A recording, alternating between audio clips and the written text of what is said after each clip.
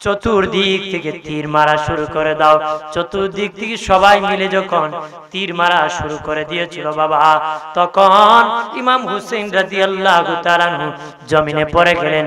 দুষ্টু শিমর বুকের মধ্যে উঠে বসে গেল, বুকে উঠে বসে গেল গো। বসিয়া চাপা দিয়া ধরল হুসেইন, আমি জানি তোর নাম শিমর। আমার নানা বলেছে তুই শহীদ করবি। আমার নানা ওকে বলেছে কালো ডোরা কাটো কুকুর শিমর, তোমাকে শহীদ করে দিবে রে ভাই। ইমাম হুসাইন কয় অনুমতি দে, আমি 2 রাকাত নামাজ আদায় করব। 2 রাকাত নামাজ যখন শেষ করে দিবি তখন কয় হাসিমি রক্ত, নামাজ পড়লে শক্তি বেড়ে যাবে, সুযোগ দিও না, নামাজের মধ্যে চাপা দিয়া ধরো, যাতা দিয়ে যখন বুকে উঠিয়া গরু যাবে যেইভাবে করে মানুষ ছুরি যখন এইভাবে চালায় দেয়, গলা ছুরি চালায় গলা কাটে নারী। ছুরি চালাইতেছে গলা কাটতে পারতেছে না। ইমাম হুসেইন কয় শিমর, আরে শিমর জীবন শেষ হবে, আমার গলা মুবারক কাটতে পারবে না রে। কেন জানোস নি যে হলকুম মুবারকের মধ্যে আমার নানাজি 100বার চুমু খেয়েছে। নানার যেই জায়গায় চুমু লেগেছে ওই জায়গায় ছুরি কাটবে না রে। আমার মাথা যদি নিতে চান উপুত করে গাড়ের দিকে কাটা শুরু করে দে। গাড়ের দিকে যখন শুরু করে দিবে ইমাম হুসেইন বলেন শিমর রে দেরি করিস না, তাড়াতাড়ি করে মাথা কাটা শুরু করে দে। মাথা যখন আলাদা হয়ে গেছে বাবা বল্লমের মধ্যে মাথা ঢুকাইয়া শহর প্রদর্শন করতেছে। কতদিন করছে জানুনি? 7 দিন পর্যন্ত এই শহর প্রদর্শন করছে। ইমাম হুসাইনের মাথা 7 দিন পর্যন্ত ঘুরাইছে। পাপিষ্ঠ ইয়াজিদের দরবারে নেওয়ার পরে ইয়াজিদ ইমাম হুসাইনের দাঁত মুবারকের মধ্যে কুচা মারছে, কুচানো শুরু করে দিয়েছে। হযরত আনাস বিন মালিক রাদিয়াল্লাহু তাআলা তখনও জীবিত ছিলেন। উনি বলেন যে জায়গার মধ্যে জি তুমি কুচা মারতেছো ওই জায়গা আমার নবীকে আমি কতবার চুমুকাইতে দেখছি। নবীর ওই সাহাবীকে ইয়াজিদ লাঠি দিয়ে আঘাত শুরু করলো। 17 থেকে 19 দিনের মধ্যে নবীর ওই সাহাবীও শাহাদাতের পেয়ালা পান করেছে। বন্ধুরে আমার, ও বাবাজি খেয়াল করেন, কারবালার ময়দানে ওই বেঈমানদের লাশ সাথে সাথে দাফন করেছে, কিন্তু ইমাম হুসাইনের লাশ 3 দিন পর্যন্ত ময়দানে রয়েছে। 3 দিন পর্যন্ত ময়দানে রয়ে গেছে, কেউ দাফন করে নাই। জুলুমের একটা সীমা আছে বাবা। ইমাম হুসাইনের মাথা নিয়েও তারা শেষ করে নাই, ওনার গায়ের জামা কাপড় টানিয়া টানিয়া খুলে নিছে, ওনার দেহের উপর ঘোড়া দৌড়াইছে। 3 দিন পরে আমিয়া গ্রামের মানুষ আসিয়া দাফন করবে, কার লাশ কোনটা চিনতে পারতেছে না। একটা যুবক ঘোড়া দৌড়ায় আসছে, আসিয়া বইটি ইমাম হুসাইনের লাশ, আব্বাসের লাশ, ওয়াহাবের লাশ, এটা হলো আব্বাস সালামদারের লাশ, এটা আলী আকবরের লাশ, এইভাবে চিনায় দিতেছে। তারা বলে তুমি কে গো যুবক? আমরা চিনি না, তুমি চিনো? ক্ষমতা দেখাই নাই, ক্ষমতা যদি দেখাইতাম একটা বেঈমান কারবালার থেকে যেতে পারতো না।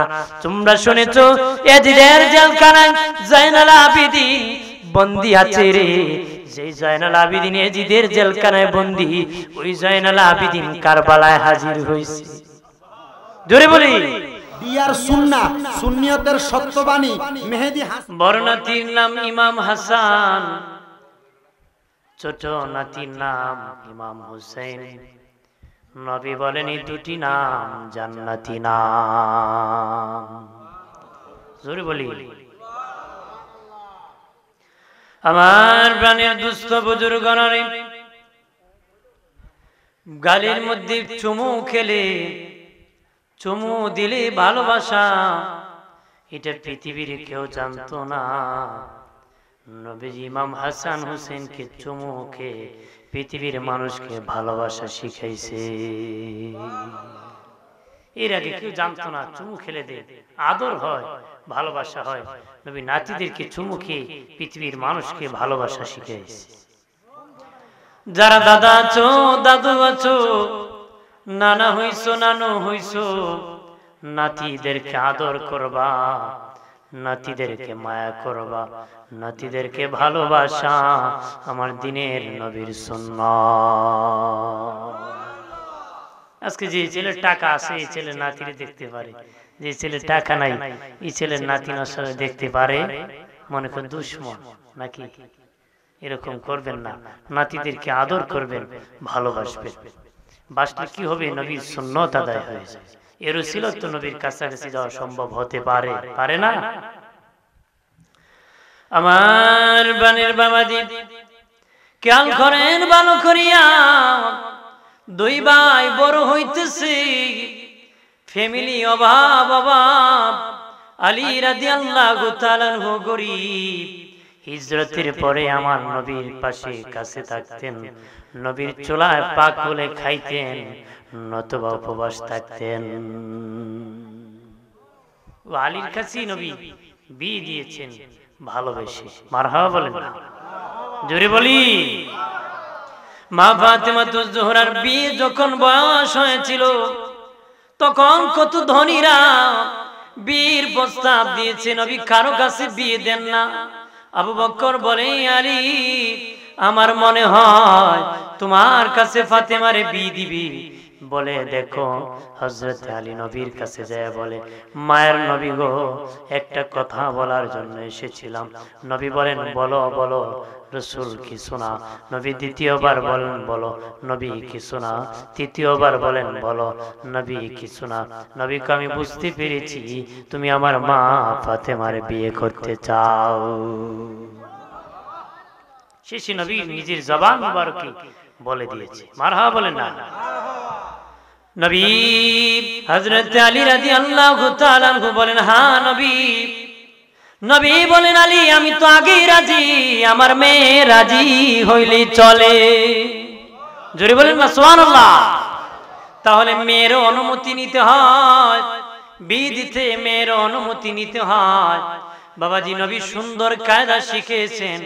নবী যায় বলেন, মা অমুকের বেটা অমুক তোমাকে বিয়ের প্রস্তাব দিয়েছে, যার নাম আলী, কাবা ঘরে আগমন করেছে।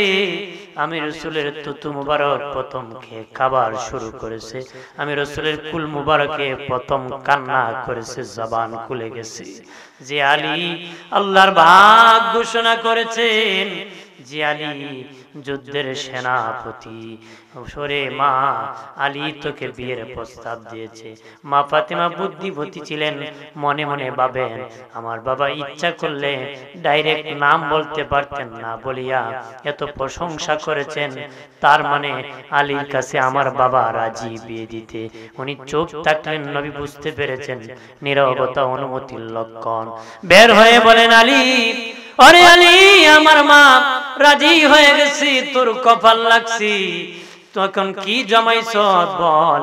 আলী বলে, নবী হিজরতের পরে আপনার বাড়িতে চুলায় পাক হলে খাই, নতুবা উপবাস থাকি। কিছু নাই গো নবী, যুদ্ধের ময়দান থেকে একটা ডাল পেয়েছি, তরবারি পেয়েছি, ঘোড়া পেয়েছি। অনুমতি যদি দিতেন তিনটা বাজারে বিক্রি করে ফাতেমাকে দিয়ে দিতাম। নবী কো যুদ্ধ হরো লেগে আছে, তরবারি ঘোড়া বিক্রি করা যাবে না, বাজারের ডালটা বিক্রি করে দাও। হযরত আলী রাদিয়াল্লাহু তাআলা ডাল লইয়া বাজারের দিকে রওনা করেছেন। ওসমান গনি জিন্নুরাইন রাদিয়াল্লাহু তাআলা আনহুর সাথে দেখা হলো। আলী কই যাও? বলেন, লাটিমি ডালটা বাজারে বিক্রি করতে যাইতেছি। ওরে আলী আমার কাছে বিক্রি করবানি? হ্যাঁ বিক্রি করব। কত টাকা? ওসমান গনি ভাই একটা দাম ধরিয়া আপনি নিয়ে যান। বলেন, আমার কাছে 440 দিরহাম, মতান্তরে 80 দিরহাম, বেশি যদি থাকতো বেশি দিয়ে দিতাম, এই টাকায় বিক্রি করবানি।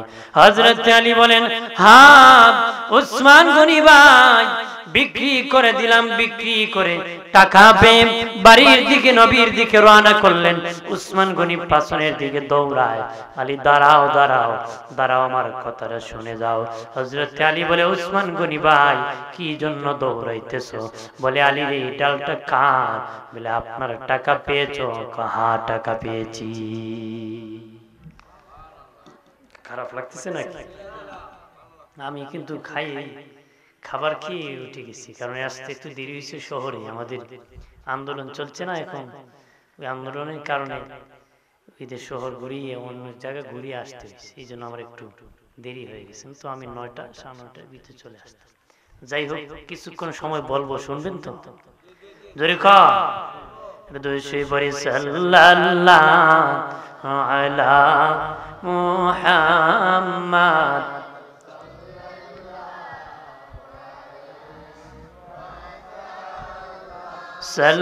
সাল্লাল্লাহু আলা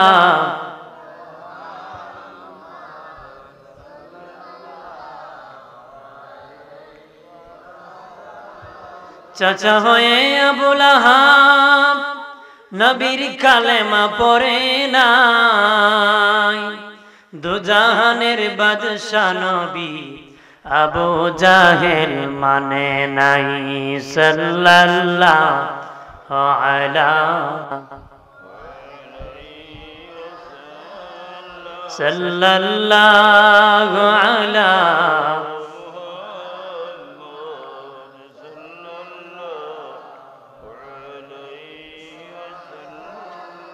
হযরত উসমান গনি জিন্নুরাইন রাদিয়াল্লাহু তাআলা আনহু বলেন, আলী টাকা পেয়েছো? হ্যাঁ টাকা পেয়েছি।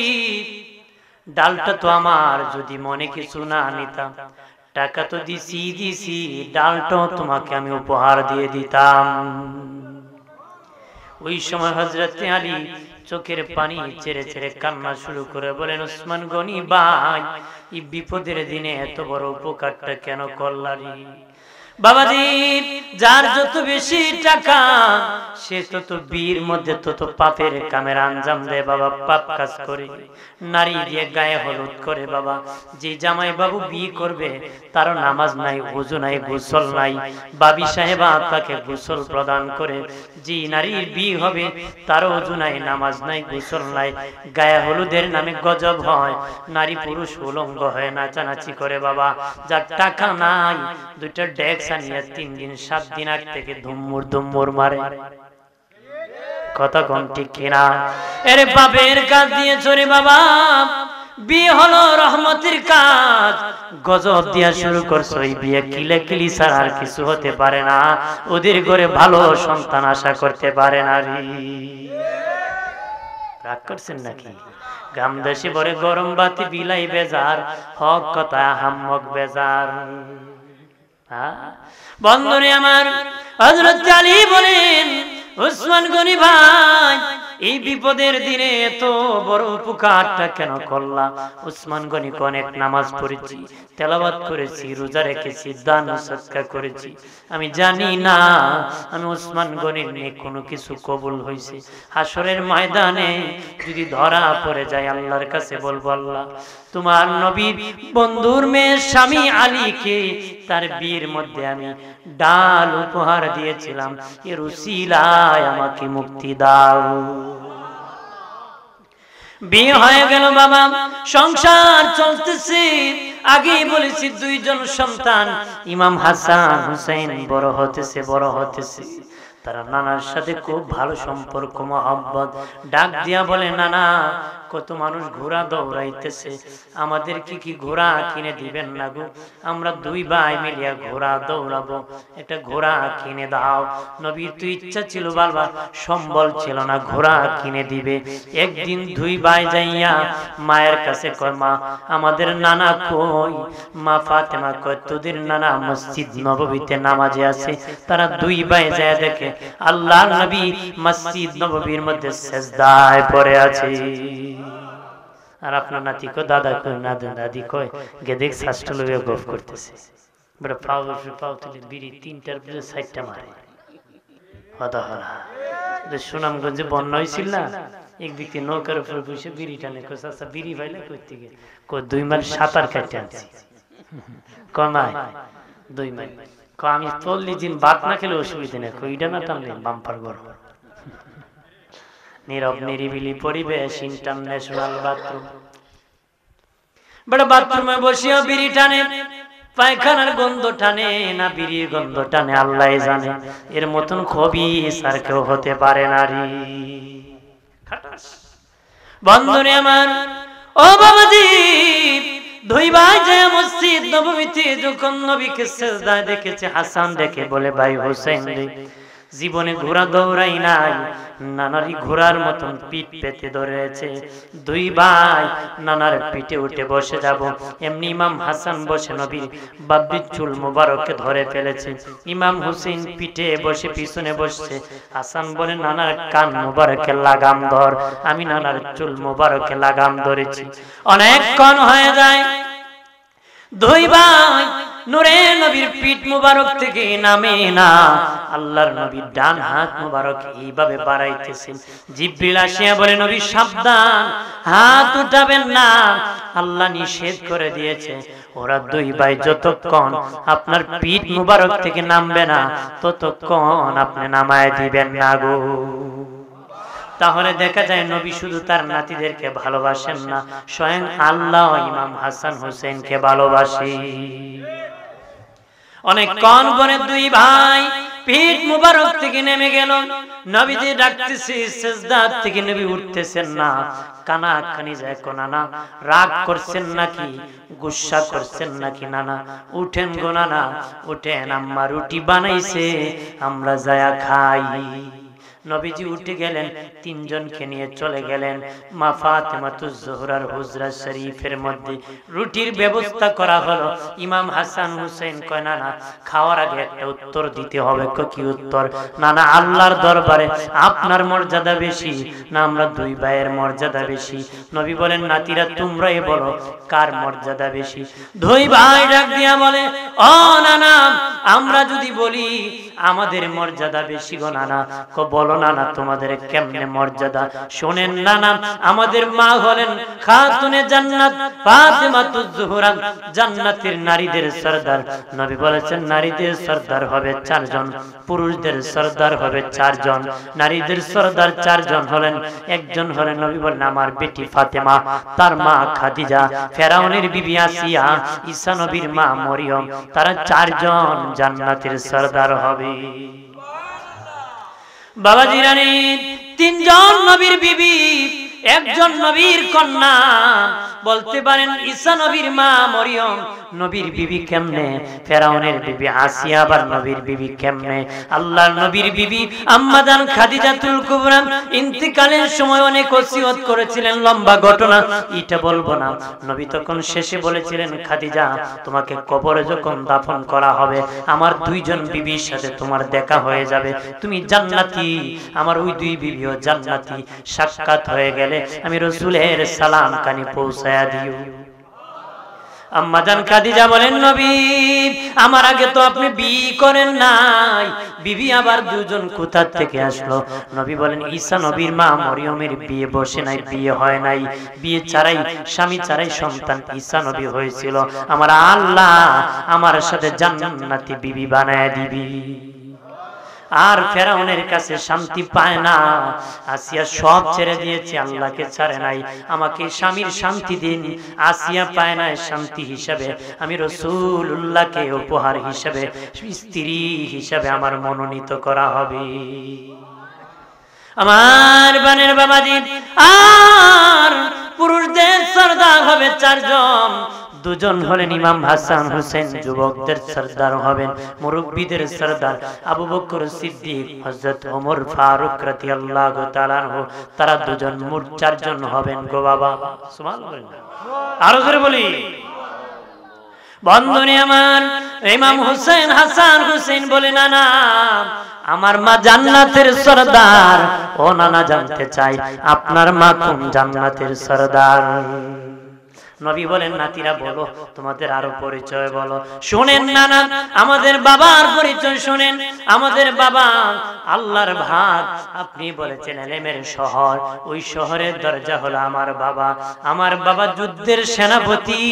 ও নানা জানতে চাই আপনার বাবা কোন যুদ্ধের সেনাপতি? নবী বলেন নাতিরা আরো বলো পরিচয়, আরো বলো। শোনেন নানা আমাদের নানির পরিচয় শুনেন। আপনি যখন, আমার নানি যত ধন সম্পদ ছিল, আমার নানি আপনাকে দান করে দিয়েছিল, অগণিত ধন সম্পদ দান করে দিয়েছিল।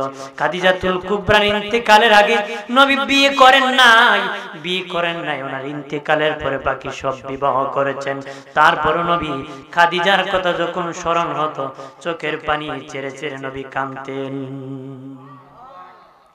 আম্মা জান আয়েশা রাগ হতেন, চক্ষু লাল করে ফেলতেন। নবী বলতেন আয়েশা সাবধান, আমার খাদিজার কথা শুনে তুমি রাগ করিও না, গুসা করিও না। তুমি আয়েশা আমার সুখের দিনের বিবি, খাদিজা আমার দুঃখের দিনের বিবি। আরে আয়েশা আমার খাদিজা আরো গণিত ধন দৌলত যদি আমাকে না দিত আমি নবী কালেমা জারি করতে পারতাম না রে। আমার খাদিজা না হলে ফাতেমা হতো না, ফাতেমা না হলে হাসান হুসাইন হতো না, আর হুসাইন না হলে শহীদে কারবালা হতো না, আর শহীদে কারবালা না হলে আমার গুনাহগার উম্মতের নাজাত হতো না রে। আল্লাহু আকবার বলেন না। আম্মা জান আয়েশা বলেন তারপরে খাদিজাতুল কুবরার নাম শুনলে আমরাও কাঁদতাম আর গুসা হতাম না। ওই খাদিজা বুঝি নবীর এত দুঃখে সুখের সাথী ছিল, নবীর কষ্টের সাথী ছিল। আমরা খাদিজার কথা শুনলে তখন আমরাও কাঁদতাম। জোরে বলি বন্ধুরে আমার। বলে ও নানা আমাদের নানি আপনি যখন গারে হেরাত থেকে কালেমার দাওয়াত নিয়ে গিয়েছিলেন, সর্বপ্রথম আমার নানি খাদিজা কালেমা গ্রহণ করেছিলেন। নানা আমার নানি প্রথম মুসলমান। ও নানা আমি জানতে চাই আপনার নানি কত নম্বর মুসলমান? কত সুন্দর আলোচনা, প্রেমের আলোচনা। এবার বলে নানা শুনেন, নানা আমাদের নানার পরিচয় শুনেন ভালো করে। নানা ভালো করে আমাদের নানার পরিচয় শুনেন। আমাদের নানা হলেন রাহমাতাল লিল আলামিন, শফিউল মুজনাবিন, ইমামুল মুরসালিন, সমস্ত নবী কুল সরদার, রাসূল কুল সরদার। আমার নানা খাতামান নবীন। আপনার নানা, আমার নানা শেষ নবী। ও নানা আপনার নানা কোন নবী? সুবহানাল্লাহ বলেন না। নবী বলেন নানারা রে, ওরে আমার নাতিরা, তোদের নানার দাম অনেক বেশি রে, তোদের নানুর দাম অনেক বেশি, তোদের মায়ের দাম অনেক বেশি, তোদের বাবার দাম অনেক বেশি, তাই তোদের দাম আমার চেয়ে বেশি। এবার দুই ভাই বলে ও নানা আমাদের দাম আপনার চেয়ে বেশি। এবার হুসাইন বলে তার দাম নাকি আমার চেয়ে বেশি? আমি বলি আমার দাম বেশি, বিচার করে দেন কার দাম বেশি। নবী বলেন তোমরা দুই ভাই কালেমা পড়ে আমারে শোনাও, যার কালেমা সুন্দর হবে তার দাম আল্লাহর কাছে বেশি হবে।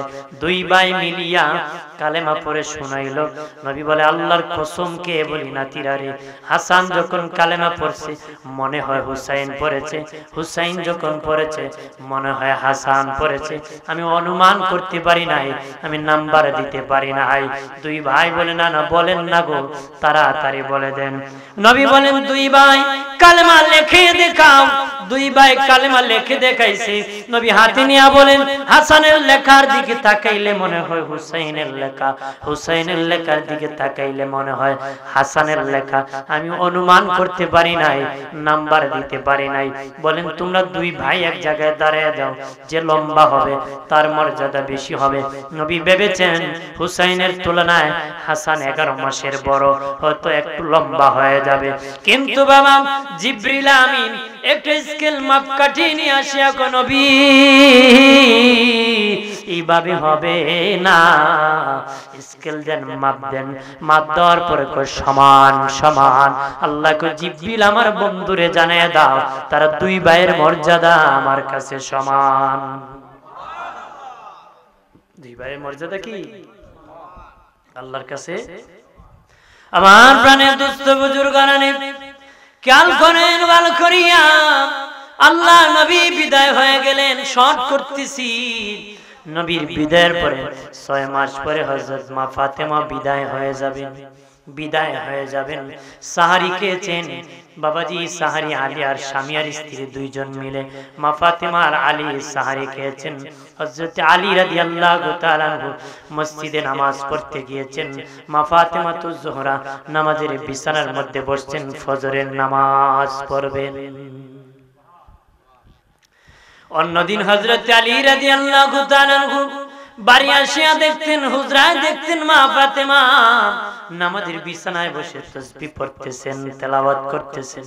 ওই দিন দেখেন কাপড় ভিজাইছে, আটার কাই করছে। ফাতেমা গো, কি জন্য আজকে এত পেরেশানি? আমার আব্বার সাথে দেখা হয়েছে, বাবা আমাকে বলেছে ফাতেমা সাহরি খাইছো আলীর সাথে, স্বামীর সাথে ইফতার করবা বাবার সাথে জান্নাতে। সাহরি খাইছো স্বামী আলীর সাথে আর ইফতার করবা বাবার সাথে জান্নাতে। আল্লাহু আকবার বলেন না। নিশ্চিত আমি ইফতারের আগে ইন্তেকাল হয়ে যাব, এই জন্য জীবনের শেষ কাপড় ভিজাইলাম, আটার কাই করলাম। আসেন ওযু বানিয়ে দিব। কিতাবের মধ্যে এসেছে প্রতি ফজরের সময় হযরত মা ফাতেমা আলীকে ওযু করায় দিতেন। বলেন জীবনের শেষ ওযুটা করায় দিই। ইমাম হাসান হুসেন কয়, মা কেন গো কাঁদতেছো? আব্বা কেন কাঁদতেছে? কয় আমি বিদায় হয়ে যাব, এই জন্য কান্না হতেছে। আজ বাবা হাসান হুসেন জীবনে অনেক গোসল করাইছি, আজকে শেষ গোসলটা তোদেরকে করায় দিব। শেষ গোসলটা করায় দিলেন। জোহরের পরে প্রচন্ড জ্বর বেড়ে গেল, নামাজের বিছানায় বসে নামাজ আদায় করলেন। আর 2 হাত বাড়াইয়া বলেন আল্লাহ, চিৎকার দিয়া বলেন আল্লাহ, আর জবান খুলে বলেন আল্লাহ, আর আওয়াজ করে বলেন ইয়া রাসূলুল্লাহ। ডেকে বলেন মালিক ও মালিক, আল্লাহ আমি ফাতিমার ইবাদতকে কবুল করো। এর উসিলা আমার বাবার উম্মতকে তুমি ক্ষমা করিও, আমার হাসানের শাহাদাত কবুল করিও, আমার হুসাইনের শাহাদাত কবুল করিও। মা ফাতিমা কো বাবা হাসান, তোমার বাবা আলী কারামুল্লাহ ওয়াজুর বিবাহের মোহরের টাকা আমি ক্ষমা করে দিয়েছিলাম রে, আমার বাবার উম্মতের নাজাতের জন্য রে। জোরে বলি। ইমাম হাসান দেখি বলে, ইমাম হাসরের ময়দান যেদিন কায়েম হয়ে যাবে, আমার নানার উম্মতকে যখন ফেরেশতারা বেরি লাগাইয়া টানিয়া জাহান্নামের দিকে নেবে, আমরা 2 ভাই ফেরেশতাদের হাত থেকে কারিয়া রাখবো গো মা, আর আল্লাহর জান্নাতে পৌঁছায়া দিব। বন্ধুরে আমার, মা ফাতেমা তুজোহরা ওসিয়ত করেছিলেন, স্বামী রাতের বেলা আমাকে দাফন করে দিও, সকালের অপেক্ষা করিও না, কোন বেগানা পুরুষ যেন আমার লাশটা না দেখে। রাতের বেলা দাফন করে দিবেন। একা একা তো খাটিয়া নেওয়া সম্ভব নয়, হাসান হুসেন ছোট্ট মানুষ, খাটিয়া ধরারও শক্তি নাই। আলী একা একা খাটিয়া নিতে পারতেছেন না। হঠাৎ করিয়া হযরত আলী রাদিয়াল্লাহু তাআলা দেখলেন একজন সাহাবী, যার নাম আবু জার গিফারি রাদিয়াল্লাহু তাআলা হাজির হয়ে গেলেন।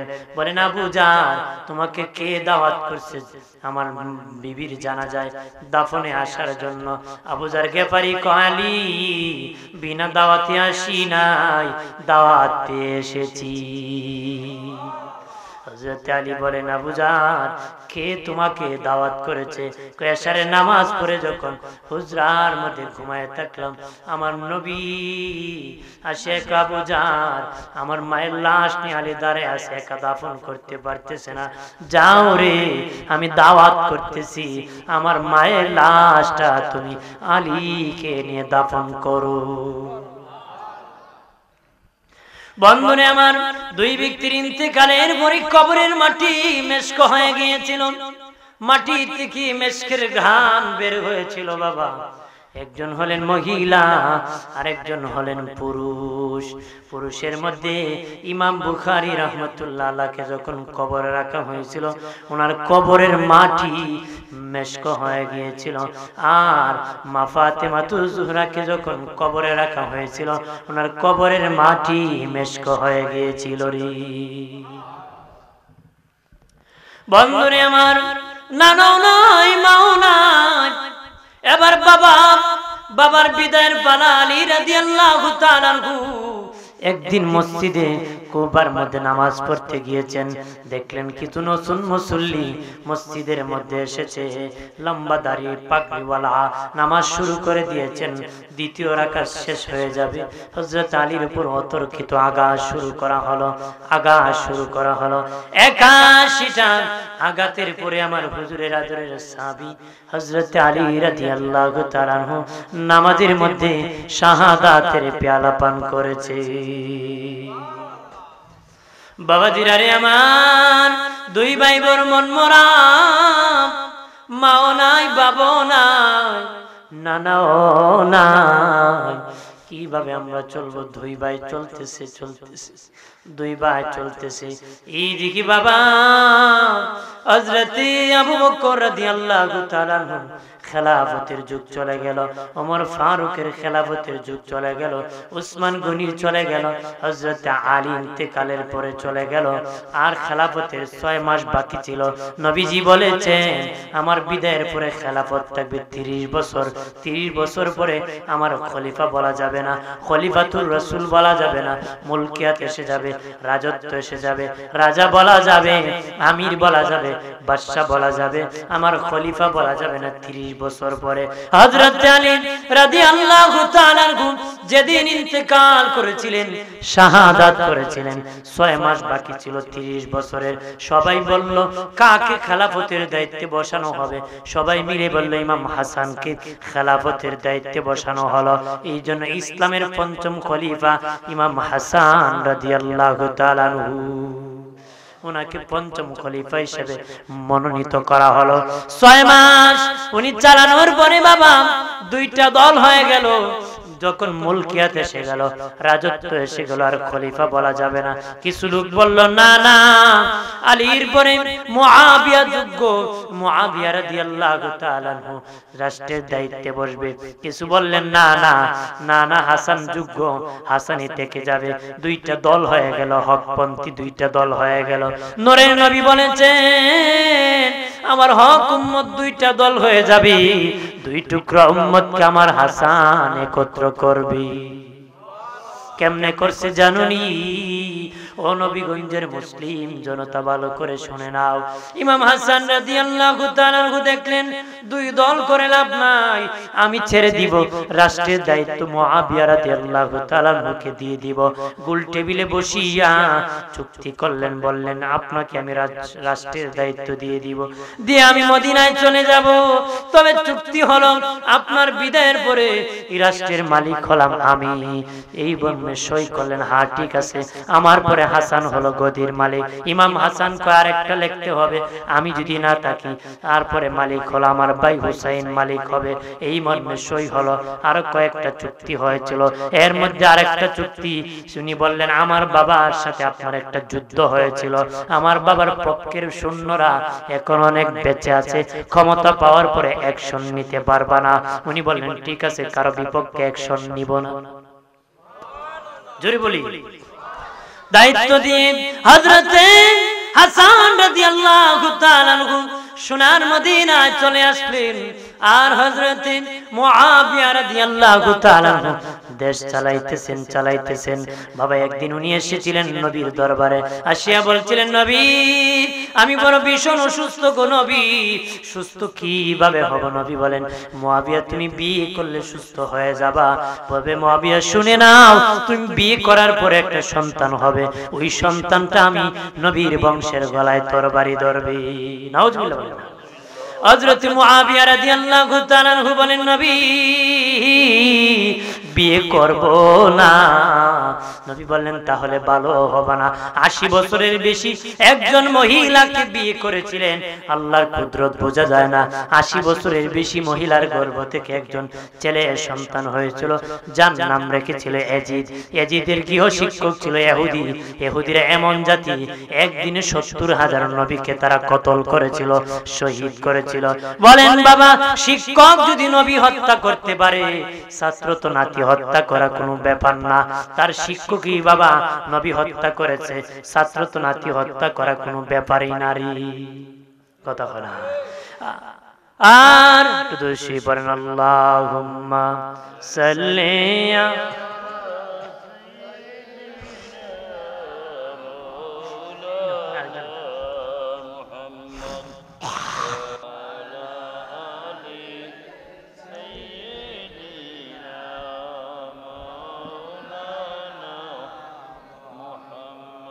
দেহের ঘরকে কাবা করে মন যেন হয় মদিনা,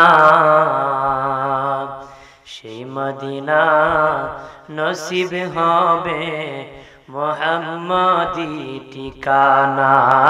আল্লাহুম্মা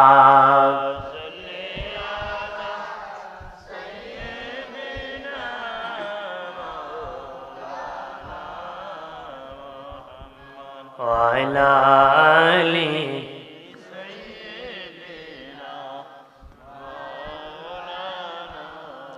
দোস্ত বুজুর্গানে খেয়াল করেন ভালো করিয়া, ওই ইয়াজিদ যখন বড় হতে লাগলো, মুআবিয়া রাদিয়াল্লাহু তাআলা যখন অসুস্থ হতে লাগলেন, বংশীয় লোকেরা বলে, ইয়াজিদ তুমি জানোনি তোমার বাবার পরে রাজা বাদশা কে হবে?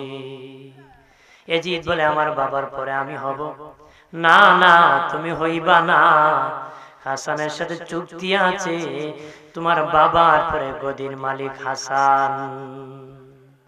মাথায় ঢুকে গেছে, মাথায় কি দেখাই দিচ্ছে গেছে যে হাসান মালিক। ওই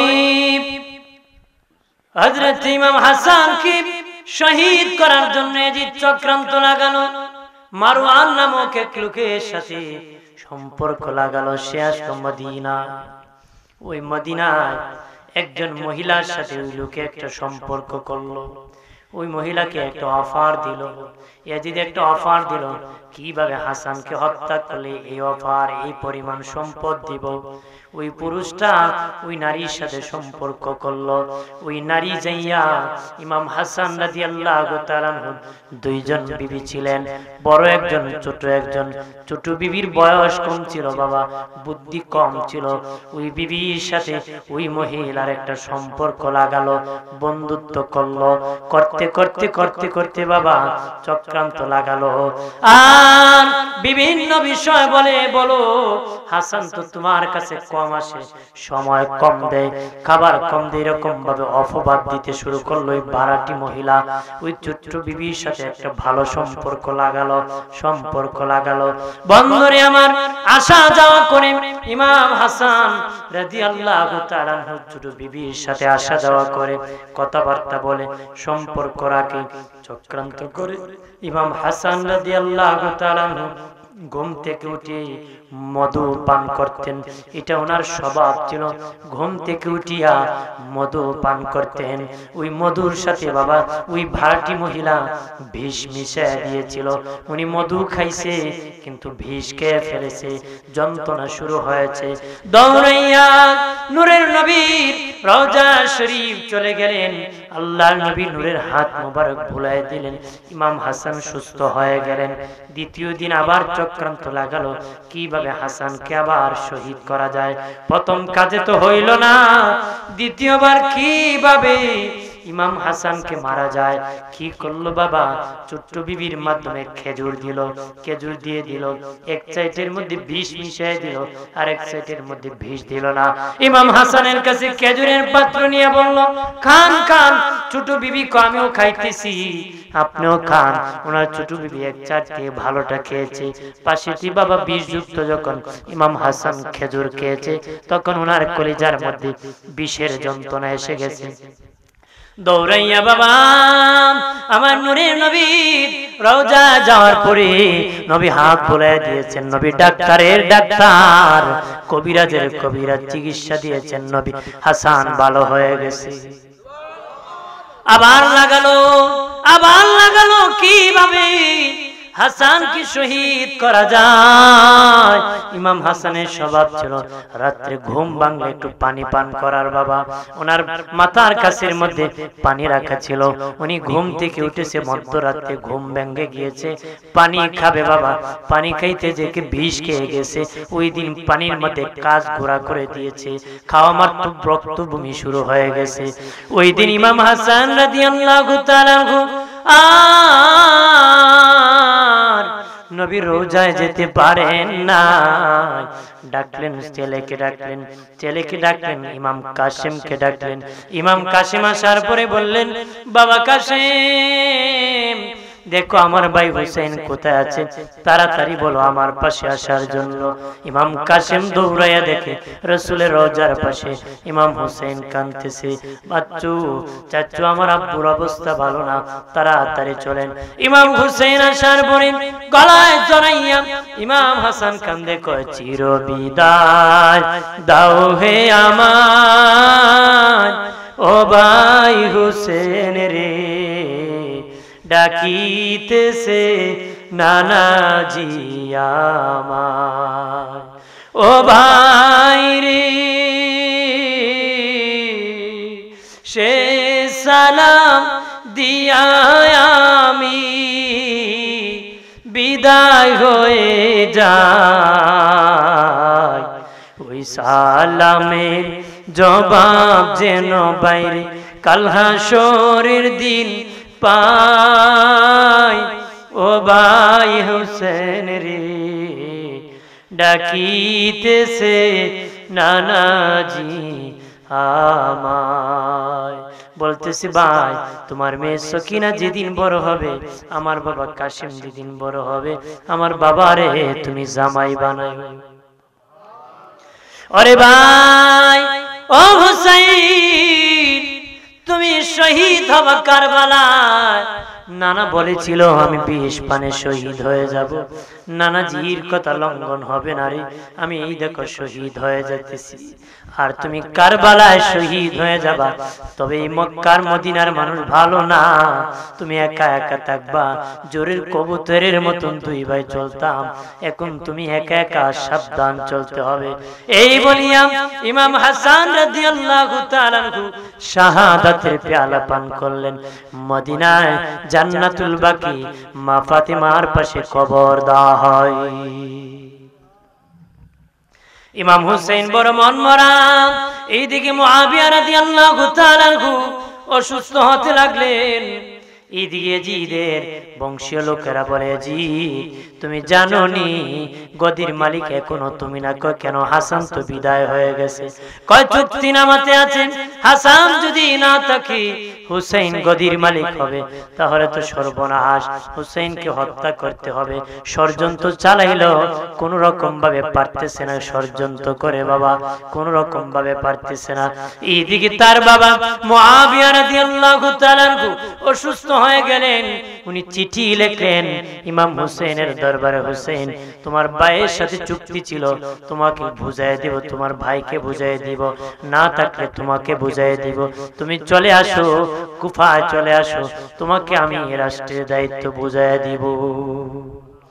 কিন্তু পাপিষ্ঠ ইয়াজিদ চিঠি কানা মদিনায় পৌঁছতে দেয় নাই, বরঞ্চ চিঠি পাঠাইছে যে আমাকে খেলাফত দিয়েছে, আমার বাবা আমাকে খেলাফত দিয়েছে, বন্দী করে বাবা ইন্তেকালের পরে মদিনায় কোনো সাহাবী খবর দেয় নাই, গোপনে মুআবিয়া রাদিয়াল্লাহু তাআলা আনহুকে দাফন করেছে।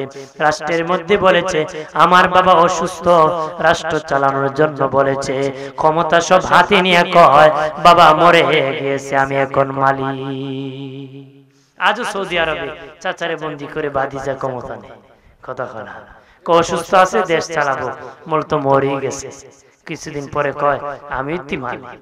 এরকম ভাবে ইয়াজিদ নিয়েছিল ক্ষমতা, তার বাবাকে গোপনে দাফন করে বলেছিল অসুস্থ দেশ চালাবো, মূলত ইন্তিকাল হয়ে গোপনে দাফন করেছিল। বাবা দিরানি আমার, কিন্তু ইয়াজিদের গদি লড়ে সরে যেটা কয়, কি কয় আঞ্চলিক ভাষায়, বাবাজি টিকতেছে না গদি, গদি টিকে না যদি হুসাইন তার কাছে বায়াত না নেয়। সে জোর প্রয়োগ করলো ইমাম হুসাইন যেন আর বায়াত না, আরো কয়েকজন সাহাবীকে চাপ প্রয়োগ করলো তারা যেন এজিদের কাছে বায়াত গ্রহণ করে। গভর্নর হাউজে আনিয়া তাকে চাপ প্রয়োগ করা হয়েছিল বাবা। সেখান থেকে তিনি আসিয়া দিনের নবী রওজার পাশে বলেন, না না, আমার প্রতি জুলুম শুরু হয়ে গেছে। যে মদিনা আপনার জন্য নিরাপদ ছিল আমার জন্য ভয়ঙ্কর হয়ে গেল। অগণনা বিদ্যুৎ চলে গেছে তো খারাপ লাগতেছে নাকি? আর কিছুক্ষণ কইমু না শেষ করে দিব? আপনারা যদি বলেন শেষ করে দিব না কিছুক্ষণ কই শুনে আমি বলি, কারণ আমার কষ্ট হইতেছে জানেন, কারণ বিদ্যুৎ না থাকার কারণে মাইকের তো কন্ডিশন ভালো না। এই জন্য তো এরপর আমি যেহেতু আসছি কিছু বলবো, শুনবেন তো? আমার প্রাণের বাবা দিনানি ইমাম হুসাইন রাদিয়াল্লাহু তাআলা আসিয়া বলেন, না না, অনুমতি দেন, মক্কায় চলে যাব গো, মক্কায় চলে যাব। নবী বলেন, নাতি যাও, অনুমতি দিলাম, মক্কায় চলে যাও, তবে রে নাতি কারবালা যেতে ভুল করিও না রে, কারবালা যেতে ভুল করিও না। ইমাম হুসেইন মক্কায় চলে গেলেন, সেখানেও চাপ প্রয়োগ করে যখন পারতেছে না বায়াত নিতে, কুফা থেকে ষড়যন্ত্র করে চিঠি পাঠাইল। সেখান থেকে চিঠি পাঠাইতে পাঠাইতে 60টা মতান্তরে 120টা চিঠি পাঠাইছে বাবা। মত পার্থক্য আছে বাবা, চিঠি পাঠাইছে, শেষের চিঠির মধ্যে লেখছে, আপনি যদি না আসেন ইয়াজিদের কাছে আমরা বায়াত গ্রহণ করব, বায়াত গ্রহণ করব, আদালতে বিচার দিব। আপনার নাতিকে চিঠি লিখেছি, উনি আসে নাই, বাধ্য হয়ে ইয়াজিদের কাছে আমরা বায়াত গ্রহণ করেছি। ইমাম হুসাইন রাদিয়াল্লাহু তাআলা এই চিঠি পায়া বাবা ভয় পেয়ে গেলেন, মনে মনে বলেন, যদি হাসরের দিন নানার সামনে বিচার দে, আমি হুসাইন কেমনে মুখ দেখাবো রে? আমি কুফায় যেতে হবে। বংশীয় লোকদেরকে ডাকলেন, ও আমার বংশীয় লোকেরা, আমি তো কুফায় যেতে হবে, তারা কুফাবাসী বেঈমান, তোমার বাবা আলীকে তারা শহীদ করেছিল, তোমার বাবা কুফার মধ্যে রাজধানী বানাইছিল, কুফাবাসীকে রাজধানী উপহার দিয়েছিল, রাজধানী বানানোর পরও তারা তোমার বাবাকে শহীদ করে দিয়েছিল, তারা বড় বেঈমান, তুমি কুফার দিকে রওনা করবা না, কুফার দিকে রওনা করবা না। তখন কয়েকটা রিপোর্ট করা হয়েছিল, একজন বলল তারা আপনার জন্য বেহুশ, আর একজন বলল হুসাইন তারা তোমার জন্য পাগল ঠিক, কিন্তু তোমার বিপক্ষে তাদের তরবারি ধরা আছে। তখন বংশীয় লোকেরা বলল, না না,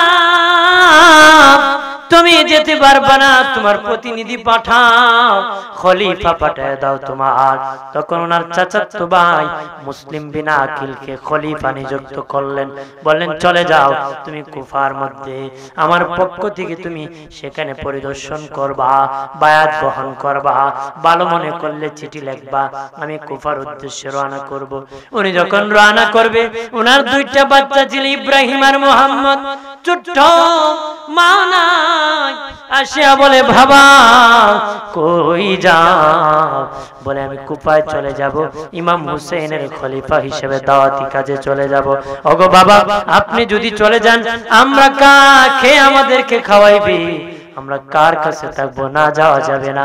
কো বাবা, রাত হয়ে গেলে তোমার বুকে জড়ায় ঘুমাই, আমরার মা নাই, কে আমরা ঘুমায় নিবে? আমরা কার বুক ধরে ঘুমাবো? কে আমাদেরকে খাওয়াবে? সন্তানের ভালোবাসায় সন্তানদেরকে সঙ্গে নিয়ে কুফায় রওনা করলেন। এক সপ্তাহ দাওয়াতের পরে 40,000 লোক বায়াত গ্রহণ করেছিল, 40,000 লোক বায়াত গ্রহণ করেছিল।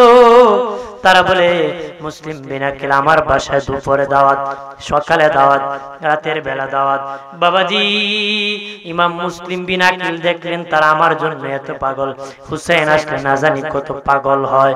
চিঠি শোনার মক্কায় পাঠিয়ে দিলেন বাবা, মক্কা মুআজ্জামায় চিঠি পাঠিয়ে দিলেন, ওগো হুসাইন দেরি করবা না, 40,000 লোক আমার কাছে বায়াত গ্রহণ করেছে আপনার নামে, দেরি করবেন না, শুধু সুজাত চলে আসবেন কুফার মধ্যে। চিঠি চলে গেল এইদিকে কুফার থেকে ইয়াজিদের কাছে চিঠি গেল, ইয়াজিদ নাক ডাকে ঘুমাও, আর এইদিকে তোমার ক্ষমতার 12টা বেজে যাবে। মুসলিম বিন আকিল হুসাইনের পক্ষে কুফায় দাওয়াতি কাজ করতেছে, এক সময় এই কুফা রাজধানী তোমার হাত থেকে চলে যাবে, হুসাইনের দখলে চলে যাবে। ইয়াজিদ কি করলো বাবা? ওবাইদুল্লাহ ইবনে জিয়াদ কি ওই কুফার গভর্নর বানিয়ে পাঠিয়ে দিল। তখন কুফার গভর্নর ছিলেন নোমান ইবনে বশির, তিনি ছিলেন কুফার গভর্নর। ওই উবাইদুল্লাহ সন্ত্রাসী ইমাম হুসেন যে রাস্তা দিয়ে মক্কা থেকে কুফায় ঢুকবে, ওই রাস্তা দিয়ে তার চেহারা ঢাকিয়া কুফার মধ্যে প্রবেশ করলো। বাবাজি গভর্নর হাউজের কাছাকাছি যখন গেল, তখন বাবা 40,000 লোক ভাবছে ইমাম হুসেন মক্কা থেকে আসছে, ঘোড়ার পিঠে চড়ে ভাবছে ইমাম হুসেন আসছে। তারা মারহাবা ইয়া হুসেন মারহাবা জানাইতেছে, সালাম জানাইতেছে। ওই উবাইদুল্লাহ সন্ত্রাসী ওই বাবা গভর্নর হাউজে ঢোকার আগে নুমান ইবনে বশির বলে, আপনি মনে হয় হুসাইন এসেছেন, এইখানে থাকবেন না, আপনাকে তারা ষড়যন্ত্র করেছে, আপনি তাড়াতাড়ি মক্কায় চলে যান। এই মুহূর্তে উবাইদুল্লাহ ইবনে জিয়াদ বলে, এ নুমান, আমি হুসাইন না, আমি উবাইদুল্লাহ ইবনে জিয়াদ। দরজা খুল তাড়াতাড়ি করে। দরজা খোলার পরে বলল, আমি হলাম কুফার গভর্নর, তুমি সেখান থেকে ট্রান্সফার অন্য জায়গার গভর্নর, আমি সেখানে গভর্নর। একটা ভাষণ দিল, ওই গভর্নর হাউস থেকে ভাষণ দিয়া বলল, আরে কুফাবাসী, ইরাকবাসী, তোমরা শুনেছি মুসলিম বিন আকিলের কাছে নাকি হুসাইনের নামে বায়াত নিয়েছো, একটাকে 4 দিব না, ভয়ঙ্কর হুঙ্কার দিল বাবা। সবাই ভাগিয়া চলে গেল, হুঙ্কারে 22,000 ইয়াজিদের জলে চলে আসলো, বাকিরা সব ভাগিয়া চলে গেল, ভাগিয়া চলে গেল। তখন বাবা ওয়াফার করলো, মুসলিম বিন আকিলকে যদি ধরে আনতে পারো, জীবিত অথবা মৃত, এই পরিমাণ উপহার দিব। নাউজুবিল্লাহ, হত্যা করবো, সুবহানাল্লাহ। জোরে খুঁজা, জোরে বলে, বেটার ছেলে হইছে, বেটা অন্য কইনা লিল্লাহ। আপনারা কোন বাবা মরছে কইবেন আলহামদুলিল্লাহ। বহুদিন আগের কথা, এক বেটা বাজারে গরু কিনতে যাবে, তা রাস্তার মধ্যে বন্ধুর সাথে দেখে হইছে, কো দোস্ত কই যাও? কো বাজারে গরু কিনবো। কো কও না ইনশাআল্লাহ। কো পকেটে টাকা আছে, বাজারে গরু আছে, ইনশাআল্লাহর কি দরকার। বেটা বাজারে গেছে, গরু কিনছে, কিন্তু পকেটে হাত দিয়ে দিছে, টাকা নাই, গরু কিনতে পারবে? তে বেচারা জিজ্ঞেস করে, ভাই গরু নিবেন না? কই ইনশাআল্লাহ, টাকা চুরা নিয়ে গেছে। ইনশাআল্লাহ কি? কো কেন নিবেন না? কই ইনশাআল্লাহ চুরে টাকা নিয়ে গেছে। রাস্তায় বন্ধুর সাথে দেখা, বন্ধু গরু কিনছো? কই ইনশাআল্লাহ চুরা টাকা নিয়ে গেছে। আপনারা বলেন এখন ইনশাআল্লাহ কই লাভ হইব? হইব? জাগামতে ইনশাআল্লাহ বলতে হয়, জাগামতে সুবহানাল্লাহ বলতে হয়, জাগামতে নাউজুবিল্লাহ বলতে হয়। দরুদ শরীফ পড়ি সাল্লাল্লাহু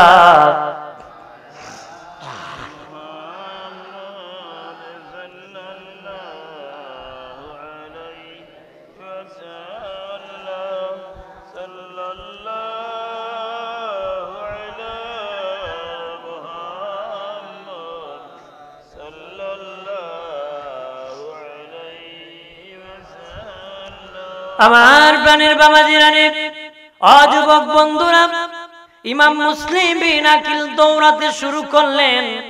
যার বাসার মধ্যে ছিলেন উনি দরজা খুলতেছে না, উনি আরো সামনে চলে গেলেন নবীর একজন সাহাবীর বাড়িতে। দরজা ডাক দিলেন, উনি কই বিপদের সময় খোলা যাবে না, তবে আমি নবীর সাহাবী, মেহমানকে ফিরিয়ে দিতে পারি না রে। উনি দরজা খুলে দিলেন। ইমাম মুসলিম বিন আকিল ওনার ঘরের মধ্যে থাকেন, খাবার খাইতেছেন বাবা, গোপনের মধ্যে থাকতেছেন, গোপন।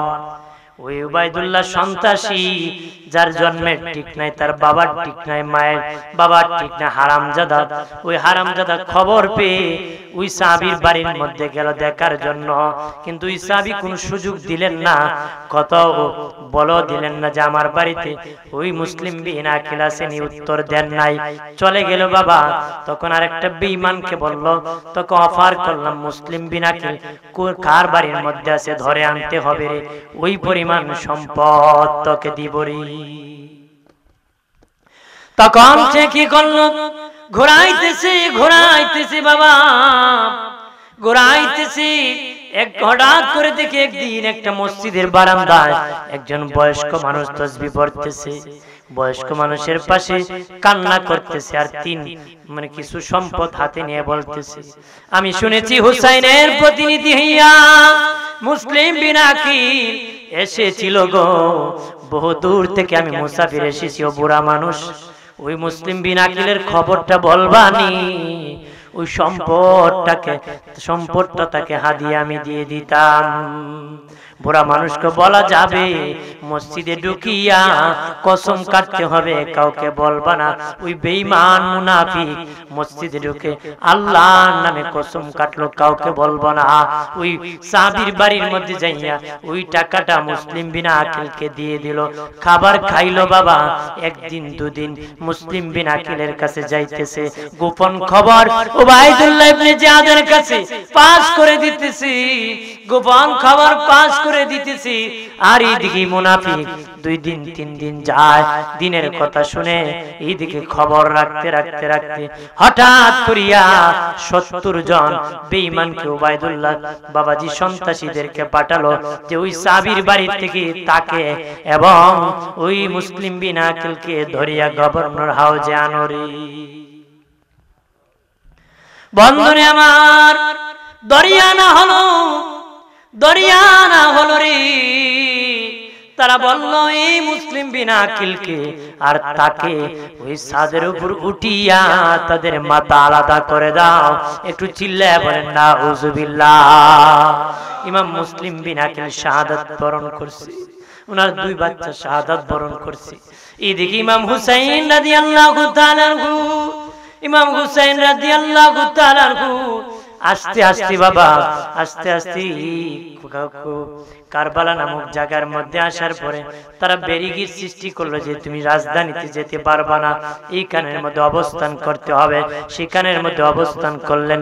উনি দেখলেন ভয়ঙ্কর জায়গা, গোড়ার পা দাবে যাচ্ছে, ওই জায়গার মধ্যে ভয় হইতেছে।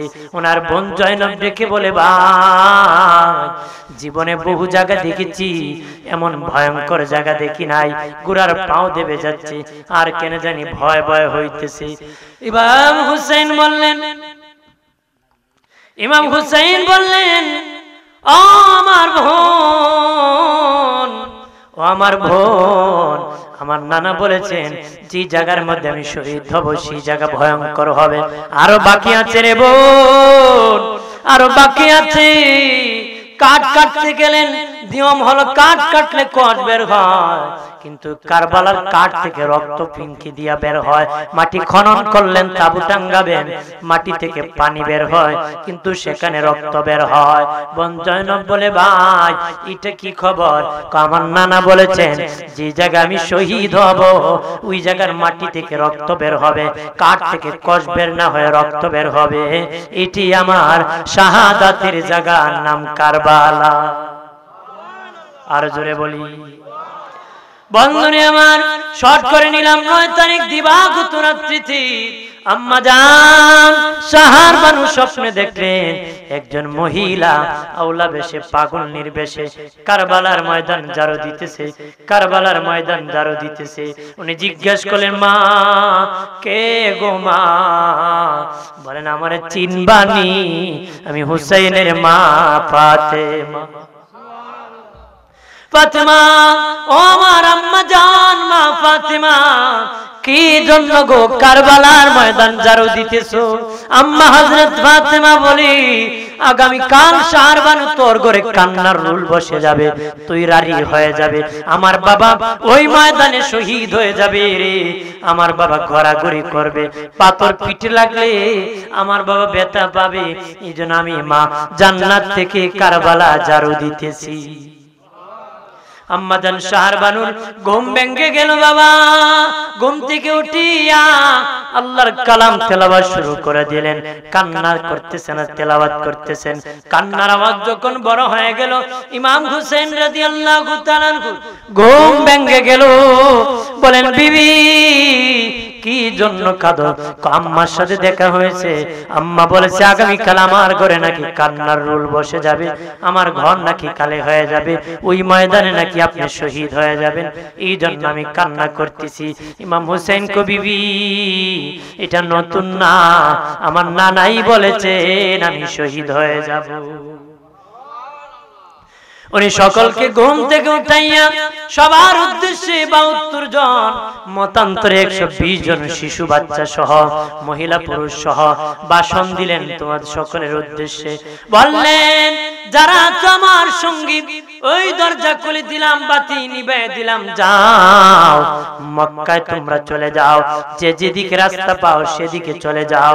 তোমাদেরকে মারার জন্য জিদানে নাই, আমাকে মারার জন্য কই জায়গার মধ্যে এনেছে, তোমরা চলে যাও। তারা বলে না না ওগো হুসাইন, তোমাকে রেখে যদি আমরা বিপদে ফেলে চলে যাই আর কিয়ামতের দিন নবীর দরবারে মুখ দেখাতে পারবো না, তোমাকে ফেলে আমরা যেতে পারি না। তারা সকলে থেকে গেলেন। ফজরের আজান হয়ে গেল, দুনো তাবুর মধ্যে নামাজ হয়ে গেল, ইয়াজিদের তাবুর মধ্যে আজান হলো, হুসাইনের তাবুর মধ্যে আজান হলো, দুনো তাবুর মধ্যে নামাজ হলো, জামাত হলো, কোরআন তেলাওয়াত হলো। তারপরে বাবা তারা বলে ও হুসাইন, তোমার নাকি অনেক ক্ষমতা, আসো দেখবো এবার তোমার ক্ষমতা দেখবো, তোমার ক্ষমতা দেখবো। ইমাম হুসেন ওই ইয়াজিদের যারা যারা গুন্ডা বাহিনী ছিল তাদের উদ্দেশ্যে কারবালায় দাঁড়াইয়া একটা ভাষণ দিয়েছিলেন। বলেছিলেন রে কুফাবাসী, ওরে ইরাকবাসী, আমি তো যুদ্ধ করতে আসি নাই, আমি তো দাওয়াত খেতে এসেছি, আমাকে তো তোমরা দাওয়াত করেছো, আমি তো যুদ্ধ করতে আসি নাই। তারা কয় না না হুসাইন, তোমাকে আমরা দাওয়াত করি নাই। নাউজুবিল্লাহ।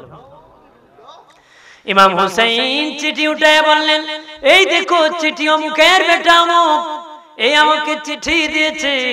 তারা বলে না না ওই চিঠি আমাদের না, আমাদের না।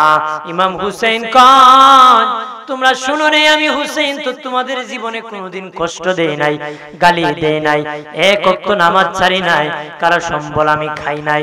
তবে শুনে নাও, আমার নানা বলেছেন আমি হুসাইন জান্নাতের সরদার হব। তোমরা যদি এই ইয়াজিদের দরবার থেকে ফেলে দিয়ে আমি হুসাইনের কাতারে আসতে পারো, আমি হুসাইন কথা দিলাম তোমাকে না নিয়ে আমি জান্নাতে যাব না রে। তারপর তাদের এই শক্ত দিল নরম হয় নাই, মন কাটে নাই, কেউ হুসাইনের দরবারে আসে নাই। এবার ইমাম হুসাইনকে বলে যুদ্ধ শুরু হয়ে যাবে। ইমাম হুসাইন বললেন না না না, মুসলমান কাউকে আক্রমণ করে না, আক্রান্ত হলে প্রতিবাদ করে, সন্ত্রাসী মুসলমান করে না, সন্ত্রাসী করলে মুসলমান সন্ত্রাস দমন করে। কথা করা। ইমাম হুসাইন রাদিয়াল্লাহু তাআলা আনহু বলেন আমার নানার শিক্ষা, কাফেরদের সাথে জিহাদেও যখন যেত আমার নানার উম্মতেরা কোন বেঈমানকে আগে আঘাত করতো না, তারা আগে করতো, তারপর আমরা প্রতিবাদ করতাম। আমি হুসাইন আঘাত করব না, তোমরা আঘাত করলে আমরা পাল্টা প্রতিবাদ করব। একটা ডাকিয়া কৌসাই আমি অমুকের বেটা অমুক, এই দেখো সর্বপ্রথম তীর তোমার মধ্যে নিক্ষেপ করলাম। নাউজুবিল্লাহ। ইমাম হুসাইন রাদিয়াল্লাহু তাআলা আনহু তীরের আঘাতে বললেন আরে আমার সঙ্গীরা আর থাকা যাবে না, প্রতিবাদ করতে হবে। আল্লাহু আকবার বলেন না। সবাই সঙ্গ নিয়ে যখন প্রতিবাদ শুরু হয়ে গেল, কোন বেঈমান পারতেছে না, তারা জাকিয়া বলল হুসাইন মল্লুক যুদ্ধ করব, এইভাবে পারবো না, এইভাবে জিহাদ নয়, একজন একজন করে আসবে, জিহাদ হব। হুসাইন বলে আমি বুঝতে পেরেছি, একজন করে নিয়ে নিয়ে শহীদ করবা তোরা, আর আমি যেন এটাতে নারাজি হই, আমাকে তোমরা পরাজিত করতে চাও বলে বলে তোমরা আমাকে ভাগিয়ে গিয়েছি মর্মে বলতে চাও। আমি হুসাইন যেতে পারি নাই, আমার বাবা শেরে খুদা আলীর রক্ত আমি হুসাইনের গায়ে আছি, আমার বাবা জীবনে কোনো যুদ্ধে পরাজিত হয় নাই, আমি হুসাইন সেখান থেকে যাব না, একজন একজন করে যুদ্ধ করব। বাবাজি একজন একজন করে জিহাদের মাঠে যাবে। প্রথম আব্বাস সালামদারকে দেওয়া হলো, পতাকা নিয়ে উনি শহীদ হয়ে গেলেন। এরপরে ইমাম কাসেম, ইমাম হাসানের সন্তান বড় সন্তান আসিয়া কো চাচ্চু অনুমতি দাও জিহাদের মাঠে চলে যাব। ইমাম হুসাইন কয় না, তোমার আম্মু আছে, ভাই আছে, তাদেরকে দেখে রাখো, তুমি যাও না। না না, আপনার আগে আমি শহীদ হয়ে যাব, আমাকে অনুমতি দিয়ে দেন। উনি জিহাদের পতাকা নিয়ে বাবা যুদ্ধের মাঠের মধ্যে ইমাম কাসিম শাহাদাতের পেয়ালা পান করেছে। ইমাম হুসাইন রাদিয়াল্লাহু তাআলা আনহু বড় ছেলের নাম আলী আকবর রাদিয়াল্লাহু তাআলা আনহু। আলী আকবর রাদিয়াল্লাহু তাআলা আনহু আসিয়া আব্বু অনুমতি দাও, আমিও জিহাদে যাব, শহীদ হয়ে যাব। না না বাবা, তুমি যাওয়া লাগবে না। আলী আকবর কো না বাবা, আমার কত বন্ধুরা শহীদ হয়ে গেছে, আমার বড় ভাইরা ওই ময়দানে শহীদ হয়ে গেছে, শাহাদাতের লিপসা আমার লেগে গেছে, আমি যুদ্ধ করব। ইমাম আলী আকবর জিহাদের মাঠে যখন শহীদ হয়ে যায়, যুদ্ধ করতে করতে বাবার কাছে আসি, আব্বু একটু পানি যদি দিতা গো, তাহলে খাইলে আরো বেঈমান শেষ করে চাও। চতুর্দিক থেকে তীর মারা শুরু করে দাও। চতুর্দিক থেকে সবাই মিলে যখন তীর মারা শুরু করে দিয়েছিল বাবা, তখন ইমাম হুসাইন রাদিয়াল্লাহু তাআলা আনহু জমিনে পড়ে গেলেন। দুষ্টু শিমর বুকের মধ্যে উঠে বসে গেল, বুকে উঠে বসে গেল গো। বসিয়া চাপা দিয়া ধরল হুসাইন কো, আমি জানি তোর নাম শিমর। কহা, আমার নানা বলেছে তুই শহীদ করবি, আমার নানা আমাকে বলেছে কালো ডোরা কাটো কুকুর শিমর তোমাকে শহীদ করে দিবে রে ভাই। ইমাম হুসাইন কো অনুমতি দে, আমি 2 রাকাত নামাজ আদায় করব। 2 রাকাত নামাজ যখন শেষ করে দিবি, তখন কয় হাসিমি রক্ত, নামাজ পড়লে শক্তি বেড়ে যাবে, সুযোগ দিও না, নামাজের মধ্যে চাপা দিয়া ধরো, যাতা দিয়ে যখন বুকে উঠিয়া গরু যাবে যেইভাবে করে মানুষ ছুরি যখন এইভাবে চালায় দেয়, গলা চুরি চালায়, গলা কাটে নারী। চুরি চালাইতেছে, গলা কাটতে পারতেছে না। ইমাম হুসাইন কো শিমর, আরে শিমর জীবন শেষ হবে, আমার গলা মুবারক কাটতে পারবে না রে। কেন জানোস নি যে হলকুম মুবারকের মধ্যে আমার নানাজি শতবার চুমু খেয়েছে, নানার যেই জায়গায় চুমু লেগেছে ওই জায়গায় ছুরি কাটবে না রে। আমার মাথা যদি নিতে চান, উপুত করে গাড়ের দিকে কাটা শুরু করে দে। গাড়ের দিকে যখন শুরু করে দিবে, ইমাম হুসাইন বলেন শিমর রে দেরি করিস না, তাড়াতাড়ি করে মাথা কাটা শুরু করে দে। মাথা যখন আলাদা হয়ে গেছে, বাবা বল্লমের মধ্যে মাথা ঢুকাইয়া শহর প্রদর্শন করতেছে। কতদিন করছে জানুনি? 7 দিন পর্যন্ত এই শহর প্রদর্শন করছে। ইমাম হুসাইনের মাথা 7 দিন পর্যন্ত ঘুরাইছে। পাপিষ্ঠ ইয়াজিদের দরবারে নেওয়ার পরে ইয়াজিদ ইমাম হুসাইনের দাঁত মুবারকের মধ্যে কুচা মারছে, কুচানো শুরু করে দিয়েছে। হযরত আনাস বিন মালিক রাদিয়াল্লাহু তাআলা তখন জীবিত ছিলেন।